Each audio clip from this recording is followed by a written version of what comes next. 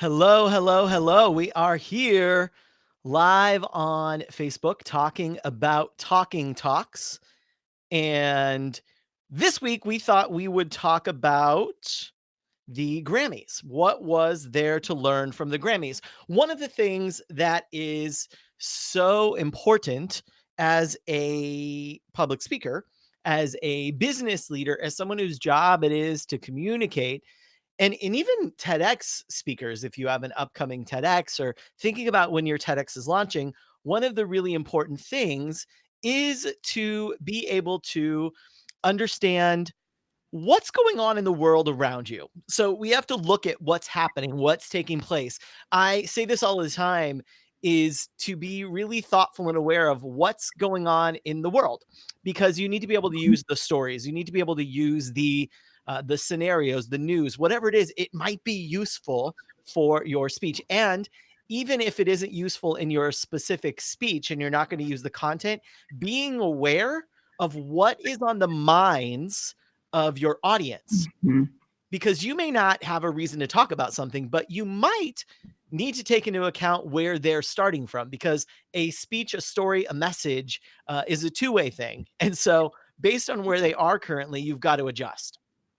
And one of the things, this happened to me actually, Chloe, one of my early speeches I was giving at a company, and no one told me that that morning a long, well-loved senior, like VP level person had left the company, and they made the announcement. And And so all of the employees, a large part of this mm, group of employees apply, or what's that called? Reported mm, to the person who was the operations leader. And so they were all wondering what's going to happen to us. And they didn't know yet as a company. Nobody told me that until I got there, but I was able to adjust my messaging a little bit and just to be aware of where they were coming mhm. from. So even though I didn't, wasn't my place to talk about that guy leaving, it was my place to understand what was going on. And we had such a good example this week with the Grammys on Sunday night, because obviously we walked into the Grammys Mhm. hearing about Kobe and the rest of the folks who were with him, Yeah. and just hours beforehand, we have some interesting behind the scenes that we read as well. But Chloe, I know you were watching a lot of the red carpet and really Mhm. paying attention to what was going on there. What kinds of things were you seeing that were happening there? Red carpet's always interesting, right? From the red carpet at TEDx's to red carpet for the Grammys, there's an element that can be learned when you're watching, because it's a lot of hosting and interviewing. So not necessarily how a lot of people step onto a stage and give a talk, but definitely very similar to what happens if you're on a panel, whether you're the moderator or a panel participant. And there were some interesting things that were happening that I caught and was like, ooh, how are they going to handle that? And that's part of the role, right? When you're, whether you are the moderator or someone on the panel, you're this connector between the other people and the audience. And you have to be aware of everything going on, including where people's hearts are at, where people's minds are at, and what the event is itself, and trying to keep that focus. And one of the interesting things that I thought, there was some mic stuff going on that for the host created a little bit of like uncertainty. And watching how they dealt with that, I thought we could take away some learning points. For instance, when oh my gosh, I'm forgetting her name. Kelty. When Kelty was interviewing Tyler, the Creator, they each had a mic and they were standing there each holding their mics, and she's talking into hers and she's looking at him and talking to him, and he's holding his and drops his and grabs hers and pulls it over and just starts talking. and she had this moment of like, what are you doing? But you know, she just had to go with it, because what's she going to do? Pull it back and try to give him his? And so it was just interesting in that moment to watch her reaction, her flow with it. And then partway through his response, after grabbing the mic and going, he saw somebody on the red carpet he knew and dropped her mic, still holding his, and goes over to talk to that person. And she's just like, and that kind of thing happens where either you ask a question and the person answering goes completely off track and you don't even know what they're talking about anymore. And it becomes your role to keep connected with the audience. And so you have to either find a way to bring them back or find a way to segue from whatever they did say back to what you started with so that it feels like a closed loop for the audience. And Kelty was really good at that. She was really good at making sure she closed all her loops. And I thought that was a key takeaway, is making sure you're always closing your loops. Well, and that reality of like being in a live, Mm-hmm. you're live.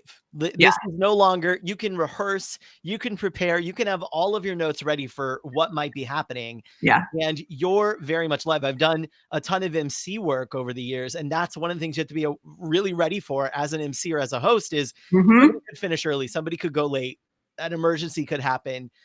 You Yep. never know what's gonna go on, and you've got to be really ready. And I mean, I just can't, and it moves fast. So quick. Events and live TV move so quickly that that it's really Yeah. I don't know. Sometimes I have a hard time. I was saying this to Phil. I was having a hard time just watching because watching the red carpet is always difficult because it's like, I know that there's 900 things happening. Yeah. When you could see that when they would pan out and there was like, it almost was like chaos. There were so many people and so many groups all moving through and so many different people interviewing. And for the person walking the red carpet, your eye is going so many directions. And it's not much different than if you take a stage and there's this audience in front of you and you have to still focus on what you're there to do while making sure you're tuned into them. And it's important. And this is the kind of thing that happens so often on panels. Yeah. I mean, Yep.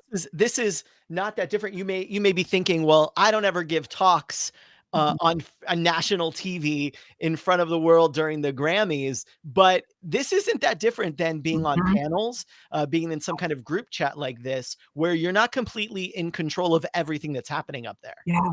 Yeah. And you could see that too from just so Kevin Frazier and Kelty Knightley, I believe is her name, they were like the main hosts. And there was a few times where they were together.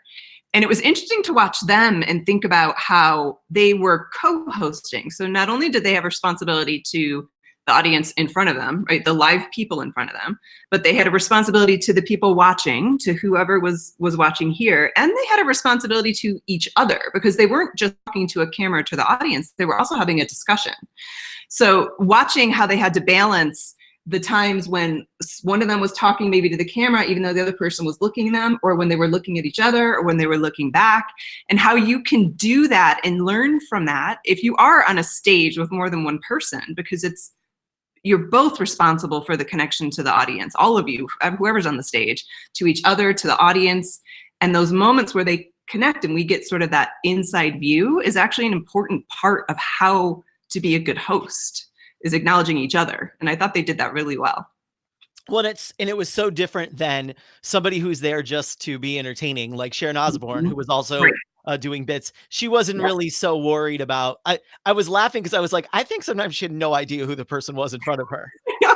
Because Well, she just was like, I love you. I love everything about you. You're lovely. And it was like, do you know who this person even is? well, and somebody even mentioned during the show, and I thought it was an interesting observation, that she didn't have any cue cards. And both Kevin and Kelty did. They both had cue cards because like you said, they had a responsibility to be in the know, to make sure they didn't forget anything, to be focused and on time and moving through in a certain way. And Sharon got to be more playful.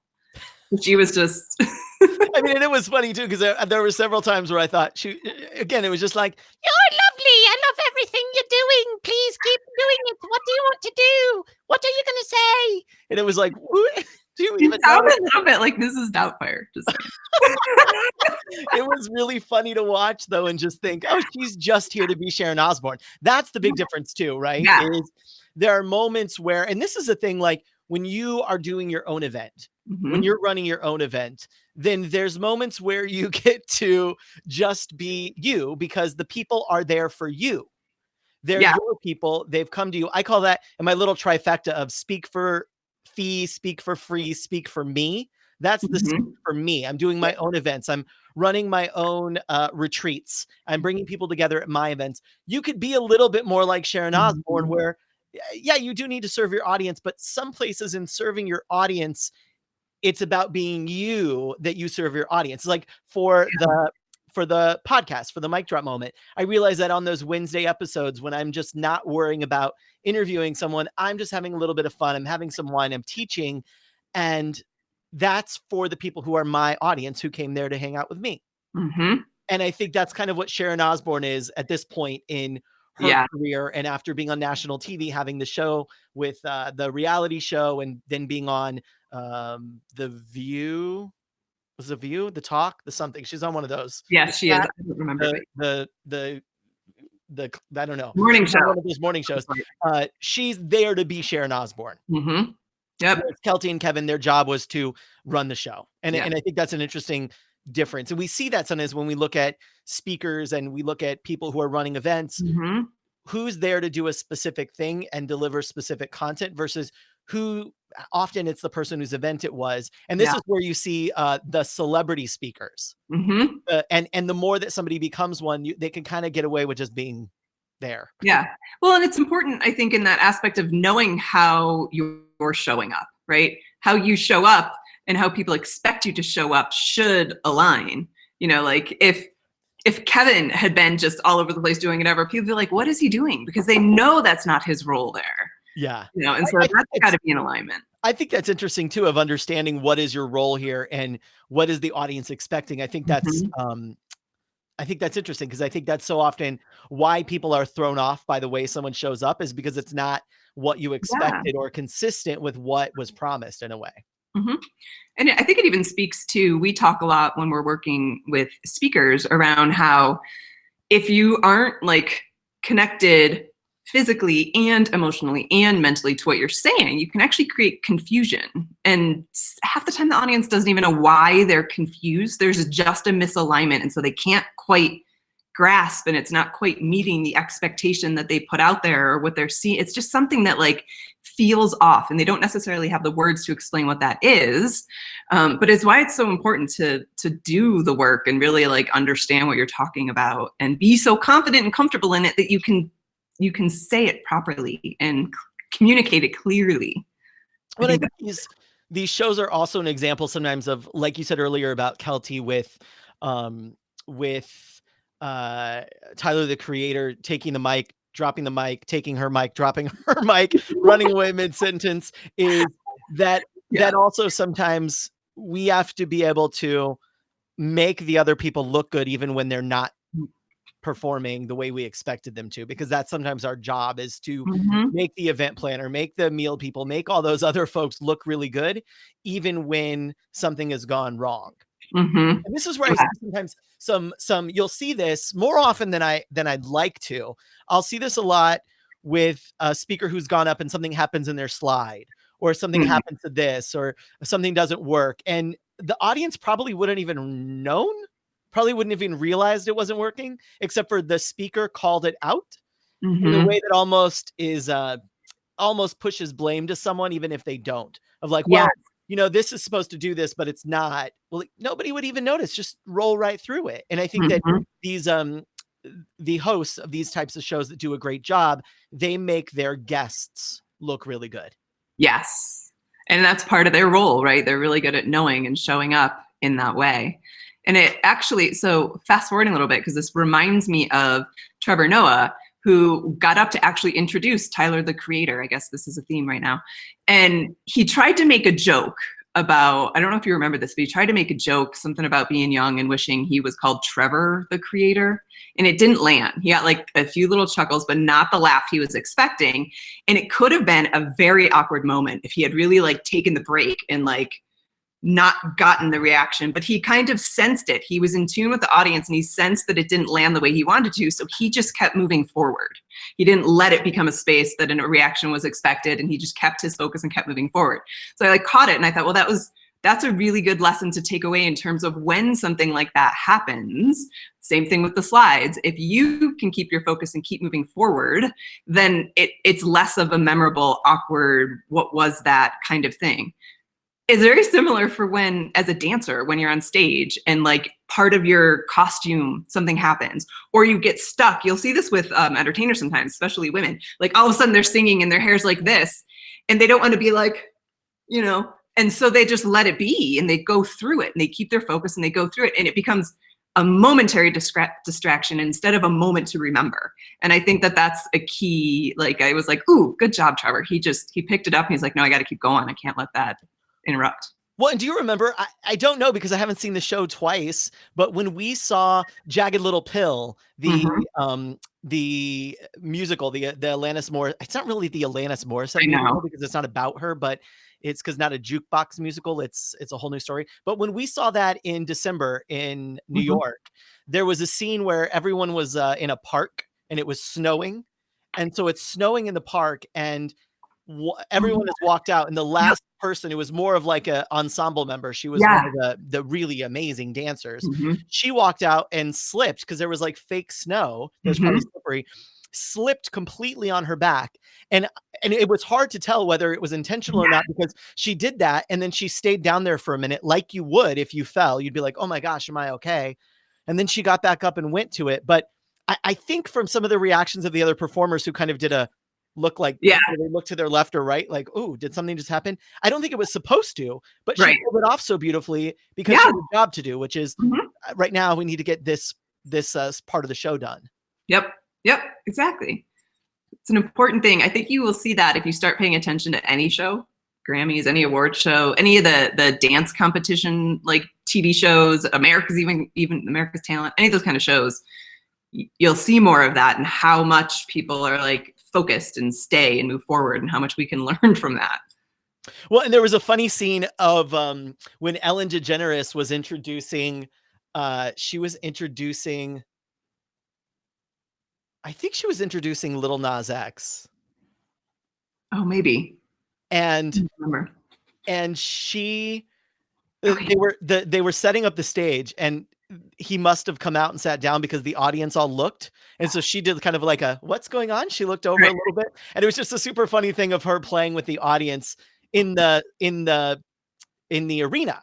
But the people Mhm. at home couldn't see it because the camera was focused on her, but she was playing to that other audience. And again, it's Ellen DeGeneres, so she gets a free pass Yeah. to kind of have a little fun. But it was Yep. a fun way of her being like, "What's going on over there? Something Mhm. happened." And Yep. so there's, I mean, these and even though you may not be on live TV, if you're doing an event where there's other people in front of you, you're doing a live event and Yep. being ready to just be chill with whatever happens and flow and kind of Mhm. laugh through it is really the sign of a pro. Yeah, and I think it's super important when we talk about an event like a short talk, because oftentimes, like TEDx or even any of the short talks that are happening now at different events and conferences, there's a video that comes. So you have two roles to play. Your role is in front of the live audience because if you're not connected to them, that will show up on video. But it's also to make the video. So you have to think about the product you're also creating. And it was really evident at the Grammys when Billie Eilish performed because she was super tight with her performance. She didn't move a lot. She didn't get up and do a whole big show. She was very here, but her face was so emotional. But you could only see it when they were in those close-ups. When they did the wide pans and they were far away, it was really hard to connect as much with the emotion she had in her face. You could hear it still. And because they were going back and forth, we knew it was there. And so it held. But it really was, a good example of how that tight frame allows you to be much smaller. And the wide frame really kind of, if that's all you have, you lose a little bit. So you have to think about that in that secondary product, the video. Well, and as an opposite of that, Ariana Grande's performance was the opposite, I think, of Billie, where when you looked Mhm. at it from back here, it had that very pop kind of thing going on. But when Yeah. you looked at Ariana's face, because the album that she was nominated for, the songs and all these things it wasn't even supposed to be an album. It was a Yeah. it was like she was just making music to deal with how do we deal with how we're feeling right now with a Mhm. bunch of her friends.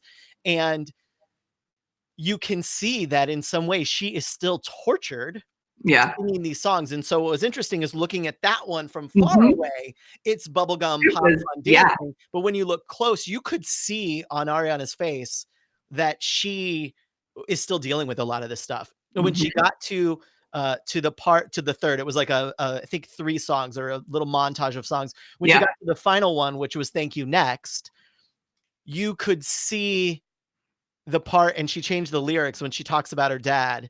Mhm. She said, "'Cause he's amazing," versus Mhm. what the original song said. You can see that she's still working through that, and that was only evident close up, but from afar, it looked, "Oh, everything's happy and lovely here." Mhm. Yep. Interesting. Yeah. You can fool them from afar. It's like, when you go and see a musical and you're up close in the front row, you see their faces, but when you're in the back, all you're getting is big emotion and voice Mhm. because there's no cameras for you to see that from. It's really interesting place. It also was interesting because one of the big, I don't know if I was to give like the award of the night out for me, and I I, Mm. I feel it's for you because we've been doing this. eh, Outside of the performances, it goes to like Alicia Keys. Yeah, I mean, big I said this, she is the matriarchal, like mother goddess life coach we all need right now. And not just because Mhm.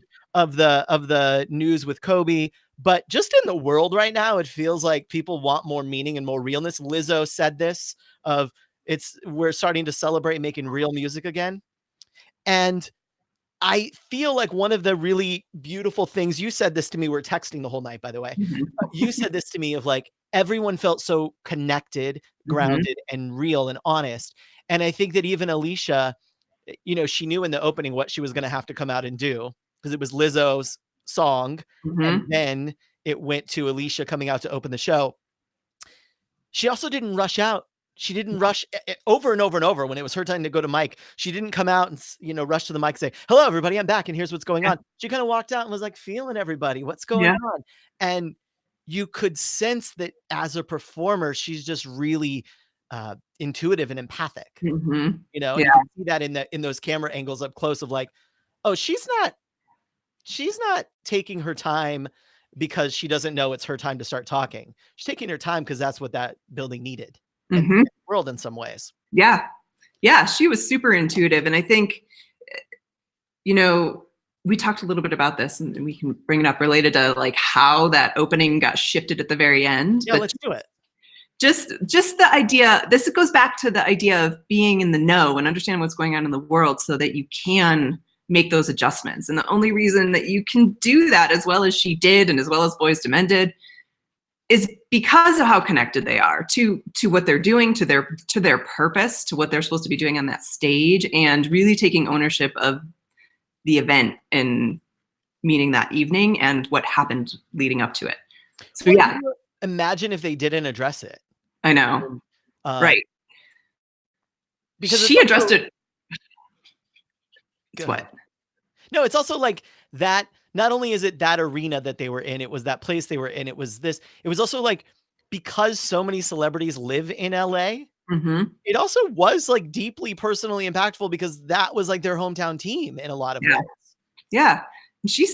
I mean, when she came out and said the line about being in the house that Kobe built, I really felt like not only did she state that in the beginning, but it's kind of what the whole event and what she continued to hold space for in that night. And it was so, I don't know that anybody could have done that but her. She just did it so seamlessly and so beautifully. So beautifully. I was reading Ken Ehrlich, who is the producer. This is his last show. They did that great Fame. fame performance for him.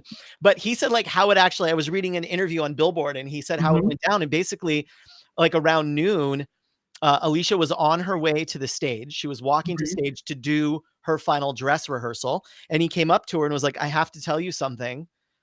And I need you to go forward and do your job anyway. The dress Mhm. rehearsal, meaning she had to go through because they had to get all the camera cues and all the other things right. So he went, told her, this is going on while you're doing dress rehearsal. The rest of the producers and I are going to go figure out what to do with this. She went through like a pro, obviously visibly shaken from this, Mhm. went through, did her job. And then right before that, they were thinking what songs to do. And she said, can we get Boys to Men? I want to do this with them. And it was her idea to do It's So Hard to Say Goodbye. And so 15 minutes, this is what I read, 15 minutes before they opened the show, they walked into her dressing room and they sorted out that whole piece. Mhm. That's being a pro. Yeah. Yep. And that's being tuned in. That's thinking about where is the audience at? What do they need? How can we hold this space? And the show must go on. Right. It was all of that in one little package. And she just did it so well. Yeah. And dealing with the I think it also comes from a place of strength to own how you're feeling in front of other people.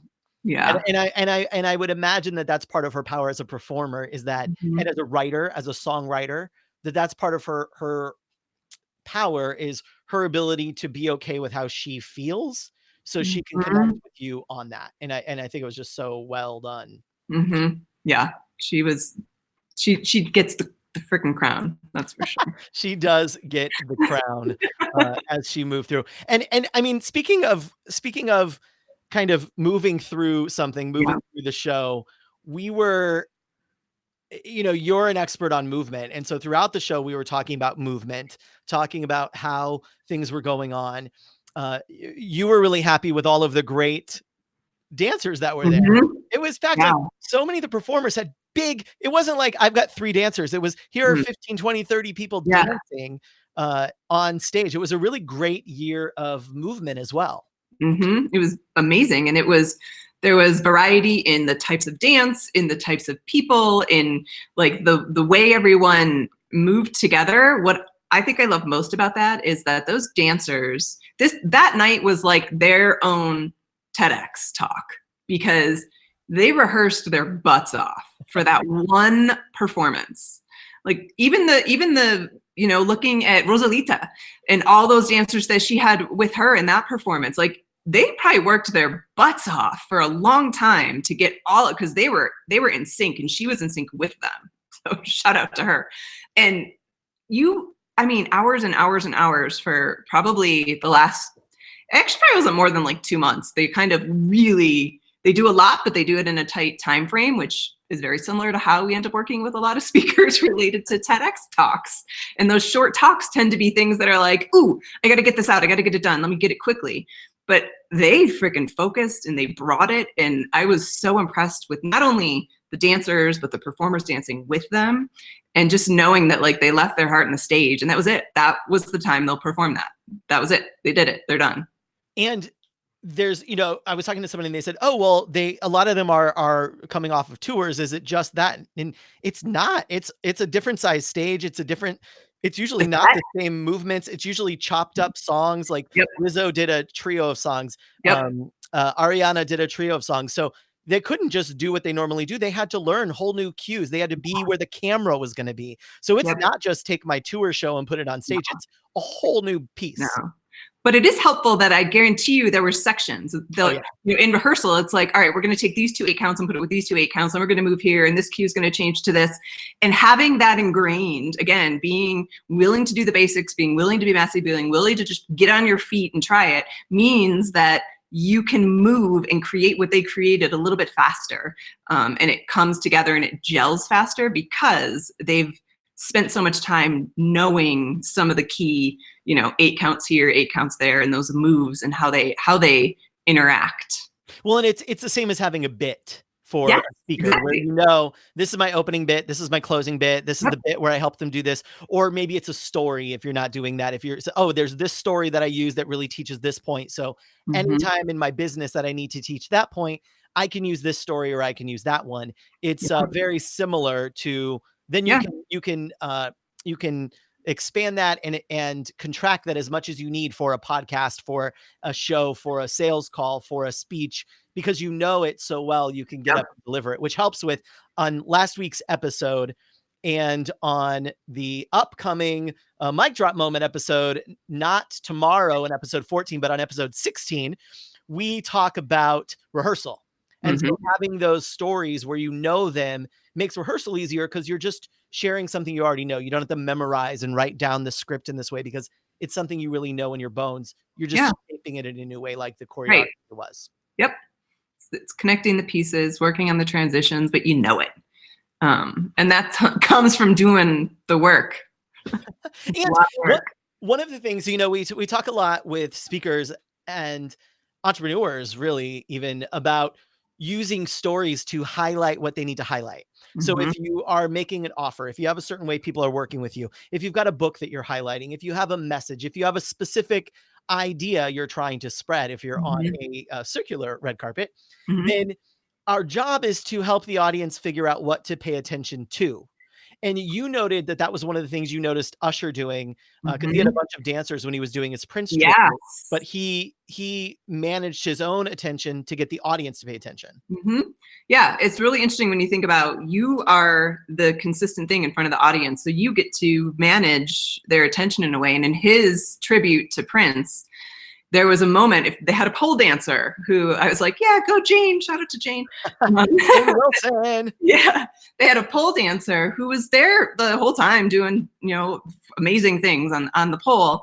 And there was a moment where Usher turned around and the whole backup band the dancers got low and the backup band stopped and everyone just he put his focus on her. They didn't. It was up to him because he was the performer. He put his focus on her. They stopped and it was very clear, like, oh, now we watch her. This is her part. And you can do the same thing as a performer, even if it's about your slides. Like, we are big fans of going to black. So black slides, because that's not what they should be looking at that particular moment. They should be looking at you. And then when the slide is up, an audience can only look at one thing at a time. So it's you or the slide. Which one is it? And the more clear you can get with the cues of what they should be doing, the more comfortable they are doing it. When I teach this, even when I've worked with people who are in a sales conversation type thing, and they're in a Mhm. room, and maybe they've got like a book, and they're, not a book, like a deck, like a sales Mm. pitch deck. Yeah.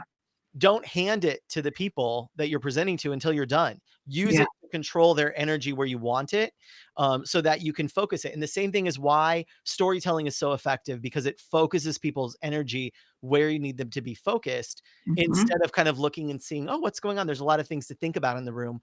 You're Yeah. able to leverage the stories you're telling, your movement, whatever it is, to get them to pay attention where you want them to.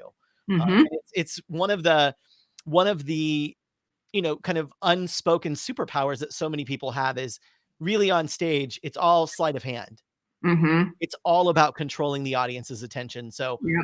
why not design your talk, speech, performance to control their attention and put them where you want them? Mhm. Yep. Yeah. It's like being a magician. So, one of the interesting things, speaking of attention, is Yeah. that with these shows, we also are moving the audience's attention from bit to bit, from performer to performer. Mhm. And there's something about like show flow that's important, meaning Yeah. if you've got a really emotional thing, what comes next, what comes after, because even who introduces someone, who's Mhm. introducing this person, is it the right energy for that? And so Mhm. there were a couple of interesting things that happened there as well. Mhm. We were texting about the one between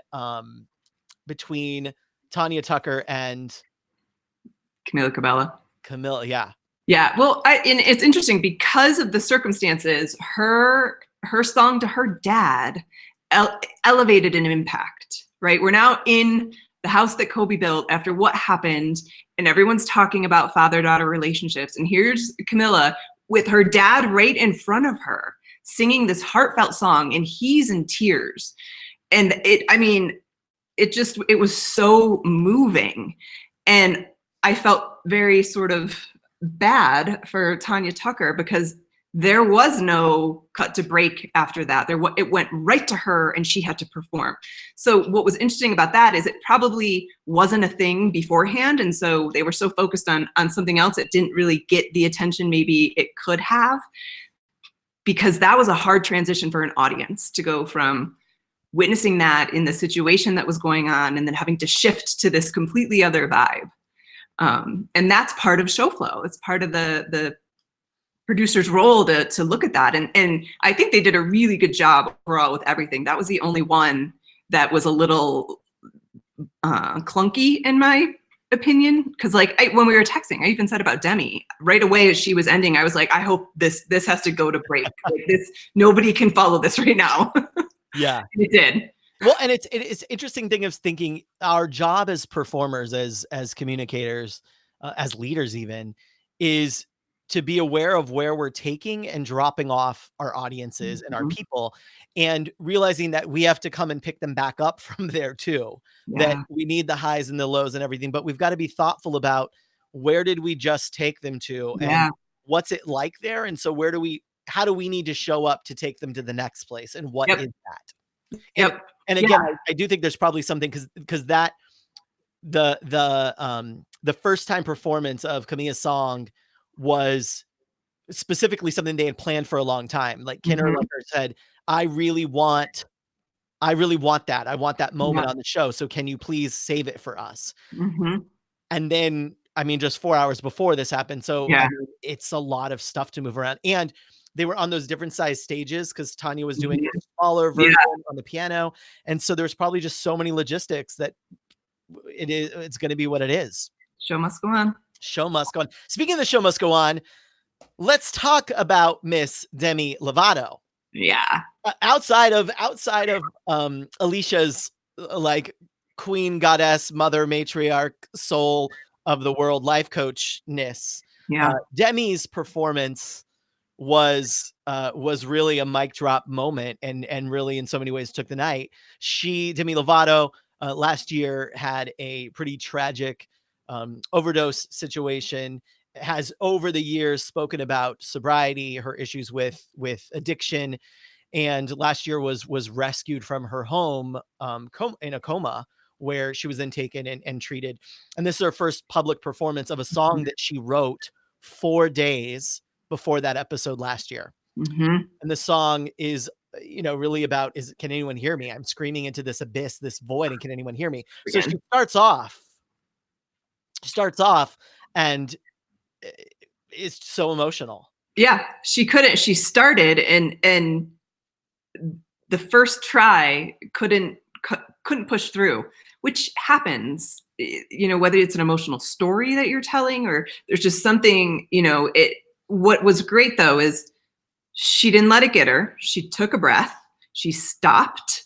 She turned around and gave the cue of, all right, I can do it Yeah, again. so didn't it look like they were ready for that? That it Yeah, was like, "Hey, she I'm may like, not make it through, probably in rehearsal she didn't, mm-hmm. and here's what we're gonna do if it happens." Because he was very like, "Oh, I got it." Yep, I It got it. seemed Yep, like that they knew, not that it was planned, but that right. they had a backup in case it happened. Hmm.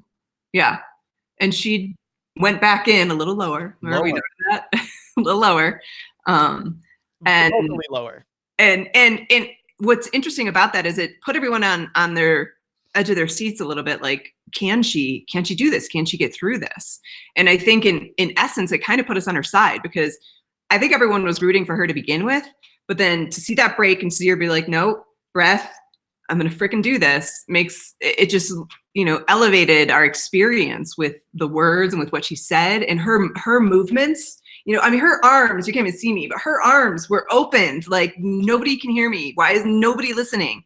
And that, yes, out. She was out and open. And I think that was such like, a very different feel for us watching and connecting with her than it would have been if she just held. And it's a different choice. I'm not saying one would have been better than the other, but she was like in it and she was open and she was so connected to the words. It was so hard not to just be like breathtaking watching her.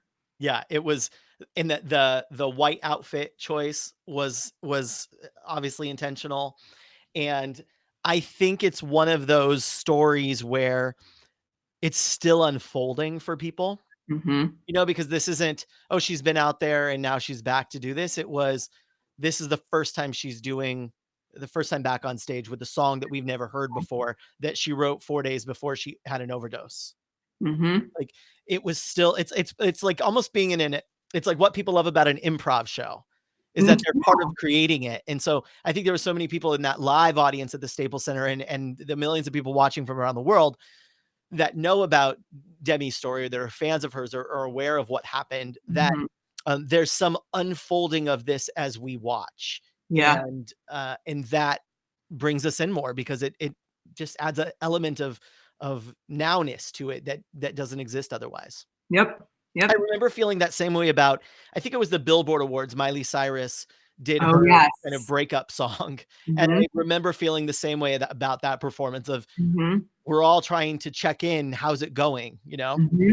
I And always, she approached it very differently. She had her eyes closed a lot. She was much more, but that was a great choice for her in that because her it was a different connection yeah. with the And she was words. further back. She wasn't in the middle of the audience. Yeah. Demi was in the center with the Yeah. people in the white. And with Miley's performance, she was back on the stage. She did not walk towards the front of the stage. She kind of Yep. stayed planted. Yeah. She made different choices.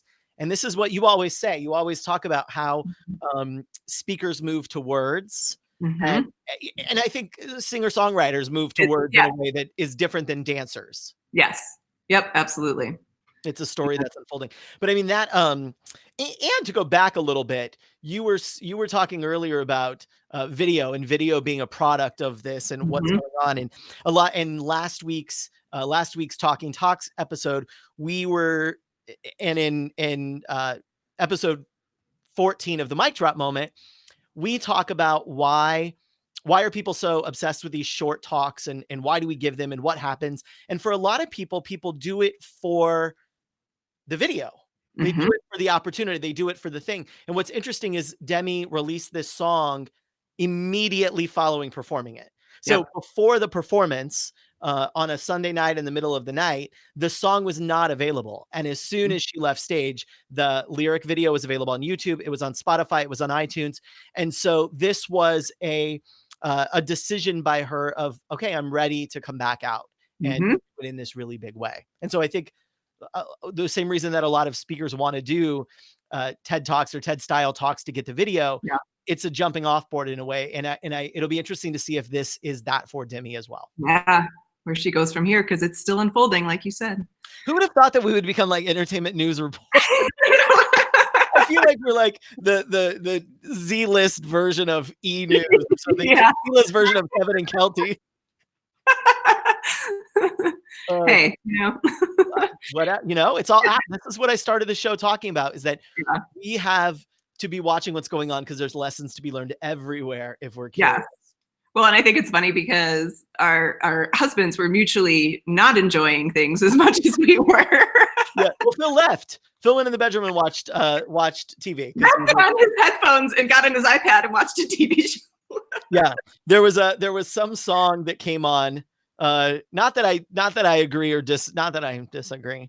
But the Gwen Stefani and Blake Shelton song was just like, is this from? I think Phil's comment was something about like, is this like the background to a pharmaceutical drug commercial?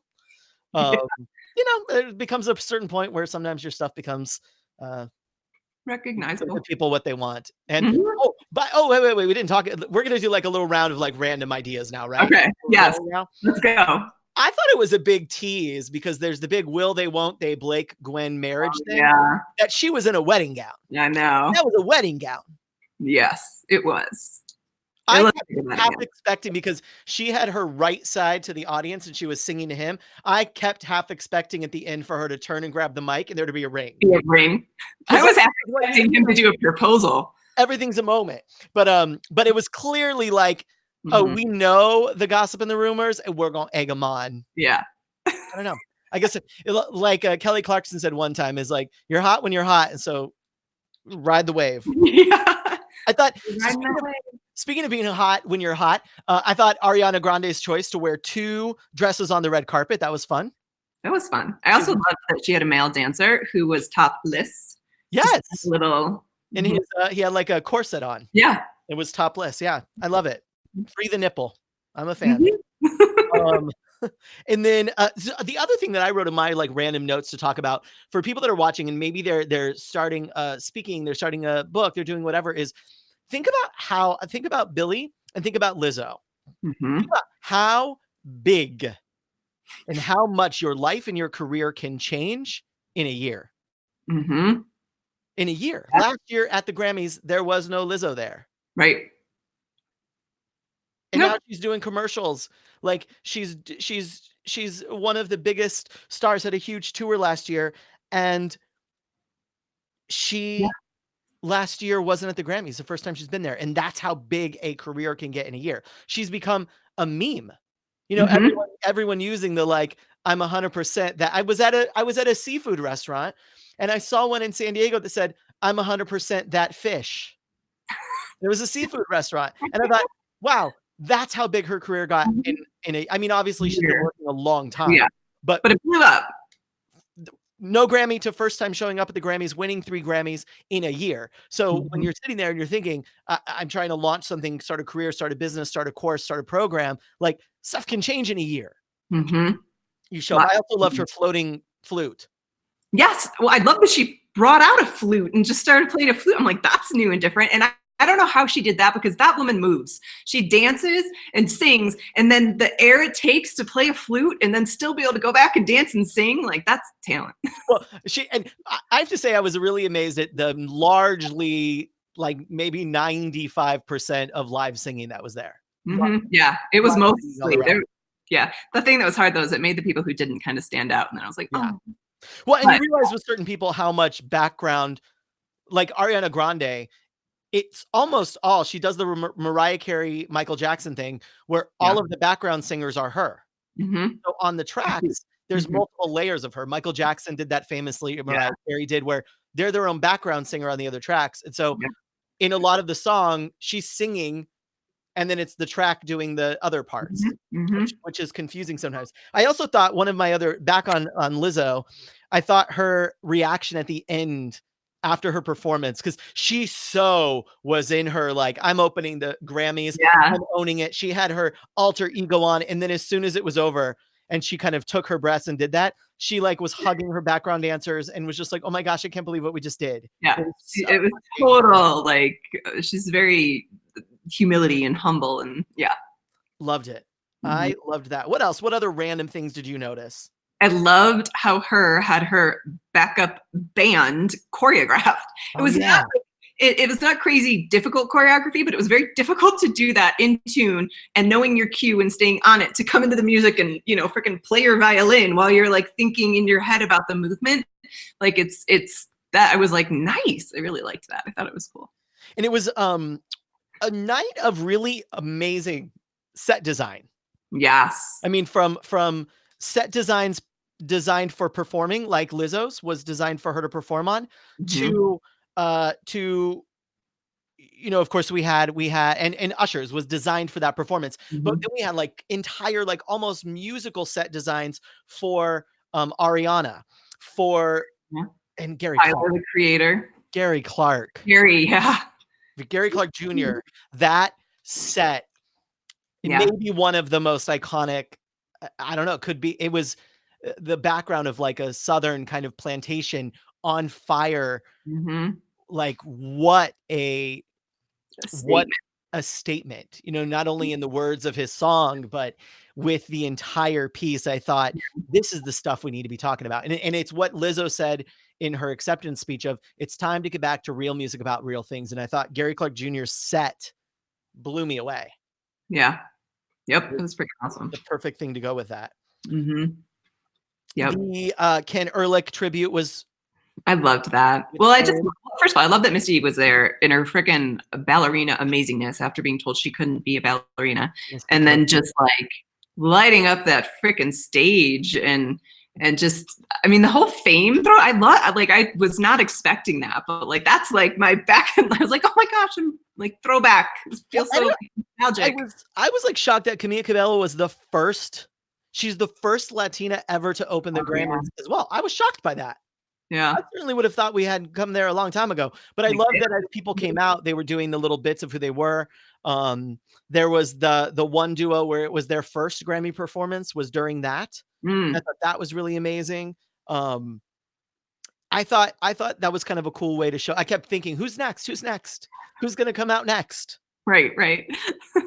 They did such a good job of bringing all those folks out. The Aerosmith and Run DMC bit was just, I It was mean, they're exotic. all still got I it. know. You loved his mic with the scarves on it. That was different. Oh yeah, I need that. I'm gonna do that right here. I have my microphone in front of me, and I'm gonna start wrapping some decorative scarves around it to have my Aerosmith Steven Tyler moment. Everybody, Well, everybody needs a moment. yeah, everybody does. Yeah, it was a good night, and they ended early. They actually ended like not just on time, but early, Hmm. which I thought was at least I think they did because they ended at like 9:40 or I 9:45 think my they time. ended late. Oh, really? Was it I think supposed it to was end? at 8:30, 8:30 Oh, okay. So Pacific. got it. So yes, they did I then. wasn't gonna I wasn't gonna say you were wrong until you asked.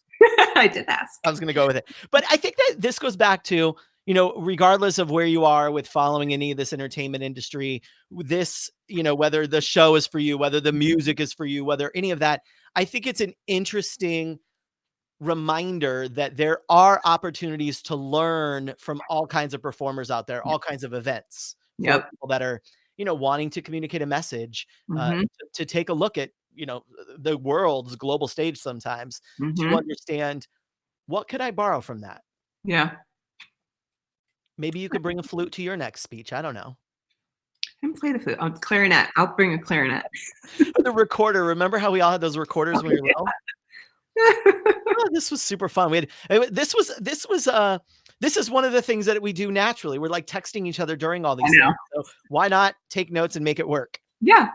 Well, and I do think it's important as anybody who wants to step in front of people, whether that's like small rooms, big rooms, small stages, large stages, videos, whatever it is, knowing kind of current things going on in the space where performers show up not only teaches you things, but it keeps you thinking and reinventing, because I think that that's part of staying fresh, is watching what's out there and making sure you're thinking about it and thinking how it can change, add to, shift anything that you're actually putting out in the world.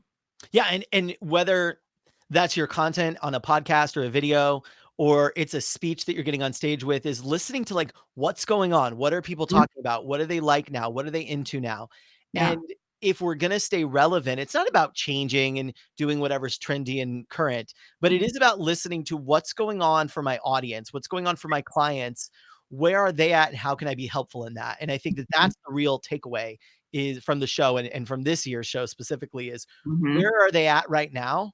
And what do they need from me in order to take them where we need to go? Yes. That's it. Yep. That's it. Awesome. This was Oh, fun. We're that's gonna fun. do it again. We are. I don't know This when, weekend. but we will Yeah. Next week sometime. sometime next week. So, thanks people that were here watching. This was so I kind of know. you to watch. We'll be back Yeah. with another Talking Talks. If you're watching this in a replay and you got questions or thoughts about what happened at the Grammys or ideas of how you can leverage that, then pop them in the comments, and Mhm. we will fly down from space just like Lizzo's flute and answer them for you all. Weird. That was weird, right? It's all right. It's good All to be right. weird. It's good to All be. right. That's it. This is a quote. It's good to be weird, everybody. Go be weird. See you later. Bye. Bye.